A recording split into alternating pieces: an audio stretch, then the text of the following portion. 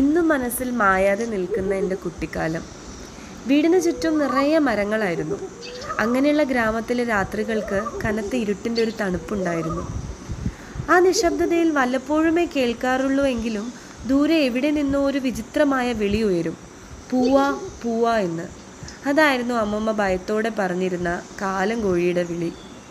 അമ്മമ്മ എപ്പോഴും പറയും, വളരെ അപൂർവമായി മാത്രമേ ഈ വിളി കേൾക്കൂ.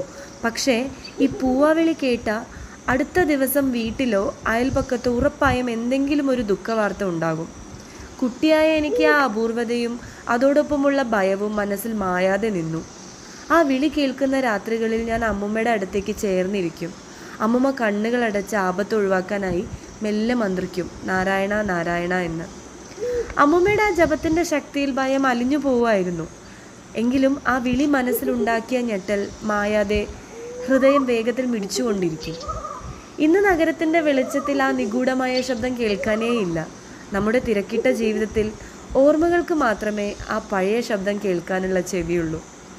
എങ്കിലും ചില ഏകാന്ത രാത്രികളിൽ ഞാൻ കണ്ണുകൾ അടച്ച് കിടക്കുമ്പോൾ ആ പഴയ പൂവാ പൂവ എന്ന അപൂർവ വിളി, ബാല്യകാലത്തിൻ്റെ ഭയവും എന്നേക്കുമായി നഷ്ടപ്പെട്ട ആ രാത്രികളുടെ നനുത്ത മാധുര്യവും ഒരുമിച്ച് എൻ്റെ മനസ്സിൽ ഇപ്പോഴും മുഴങ്ങാറുണ്ട്.